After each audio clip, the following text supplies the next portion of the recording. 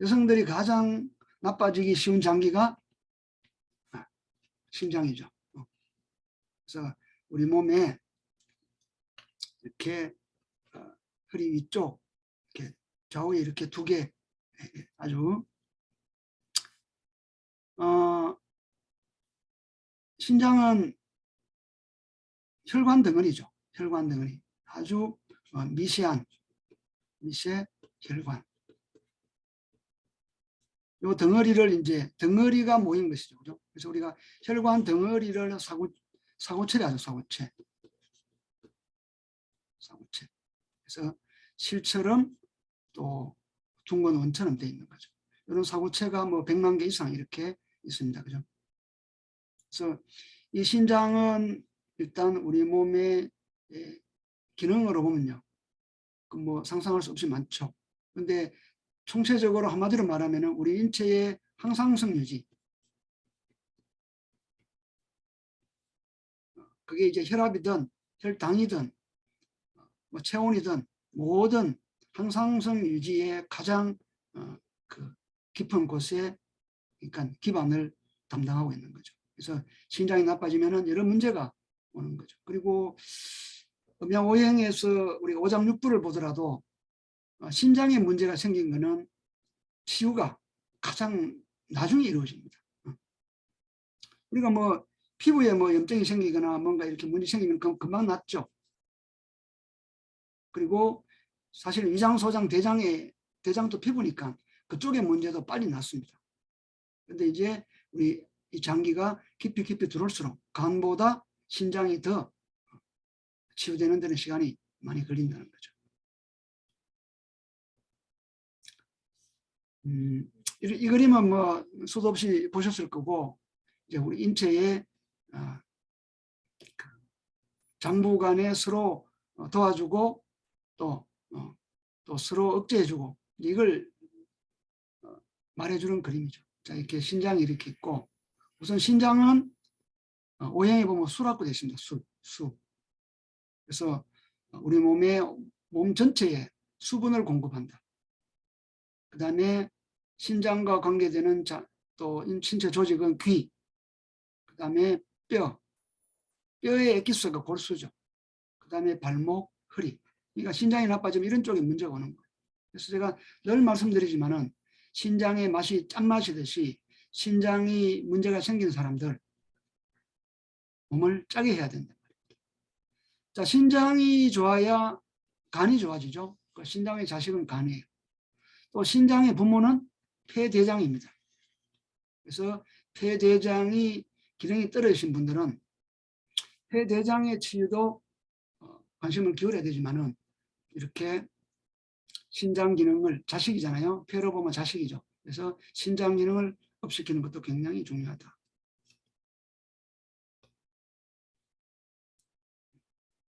그래서 이 신장이 이렇게 있고 오줌관이죠. 요관이죠. 요관이 있고 그 다음에 이렇게 방광이 있고 요도가 이렇게 있습니다. 남자들 같은 경우는 이 요도의 좌우에 전립선이 있죠. 그래서 남성들 65세가 되게 되면은 65%가 전립선 비대가 와요. 전립선 비대 오죠. 그래서 이 전립선 비대를 방치하면 안 되는 게 비대가 되니까 이 요도가 좁아지지 않습니까? 소변을 볼 때 힘을 주게 돼요. 자꾸 소변에 힘을 준다는 이야기는 이 방광에 힘을 주는 거죠. 방광은 전부 근육 덩어리입니다. 이렇게. 그래서 이 방광의 벽이 두터워져요. 자꾸 두터워지니까 소변을 담을 수 있는 용적이 줄어들죠. 그래서 전립선 비대가 있는 분들은 자꾸 화장실을 자주 가게 돼요. 그래서 하루 전체 소변 보는 횟수가 7, 8회 정도가 적당합니다. 근데 이거보다 더 자주 가게 되면은 이제 이 방광, 신장 쪽에 문제가 왔다고 보는 거죠. 그래서 자꾸 비대가 심해지면은 점점 더 방광에 힘을 주게 되니까 이제는 어떤 일이 생기냐면은 소변이 요도로 나오지는 않고 이게 역류하는 거예요. 이렇게 요관을 통해 가지고. 역류하면은 이 오른쪽 그림에 보시듯이 이 신장 사구체 자체가 아주 가는 동정맥 혈관이잖아요. 혈관. 여기 보면 이제 사구체가 이렇게 있습니다. 그죠? 그래서 이 혈관이 벽에 스크래치가 가요. 그럼 어떻게 돼요? 소변에 혈뇨가 나요. 혈뇨. 혈소변이 나오는 거예요. 그렇게 되면은 이렇게 사구체가 망가지는 하나의 원인이 되는 거죠. 그 주변에 앉아서 일을 많이 하시는 분들 있잖아요. 그런 분들. 또 뭐 운전하시는 분들. 장거리 운전, 뭐 택시 운전 일하시는 분들은 앉아서 많이 하루 내내 앉아서 일하잖아요. 그런 분들은 특히 남성들 경우는 전립선 비대가 올 가능성이 굉장히 많고.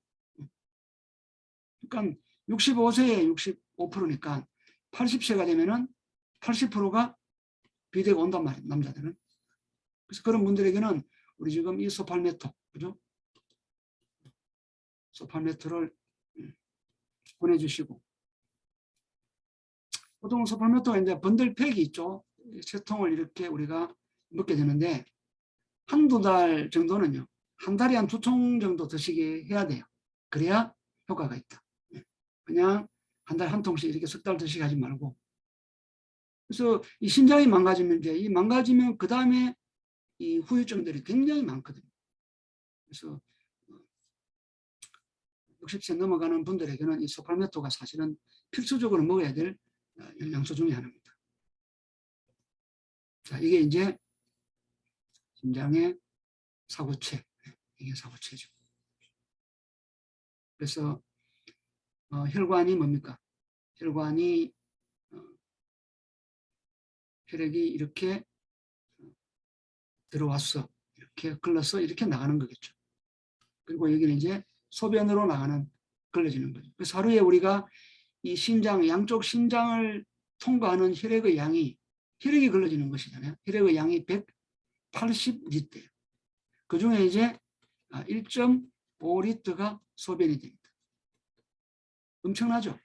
엄청나게 많은 피가 신장을 통과하기 때문에 이 신장 기능이 떨어지게 되면은 이쪽에 이제 혈관에 기스가 가는 거예요. 그러니까 우리가 이제 싱크대 그 거름막에 그 구멍이 작다가 오래 쓰면은 이제 구멍이 커지죠.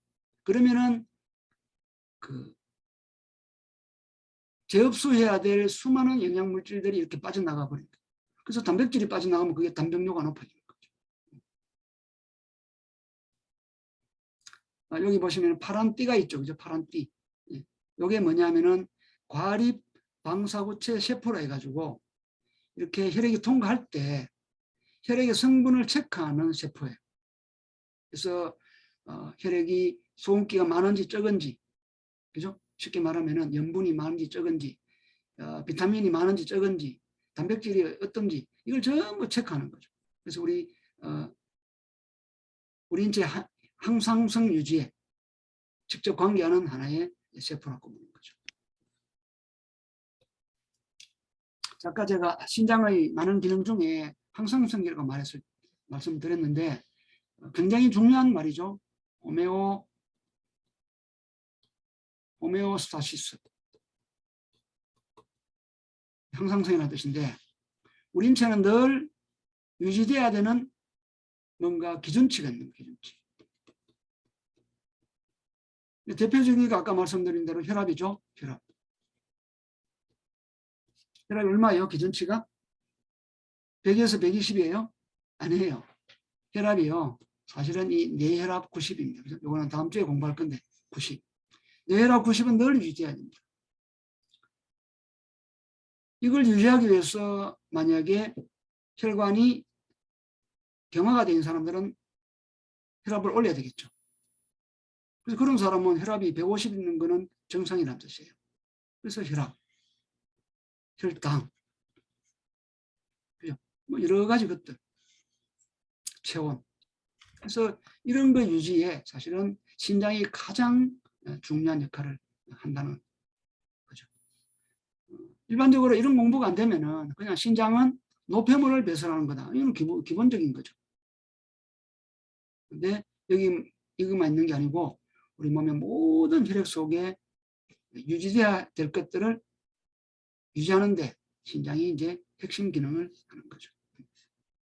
호르몬도 만들기도 하고 비타민 D가 여기서 생성이 되죠. 그리고 몸에 이게 뭡니까? pH죠. pH. 몸의 선도 조절에.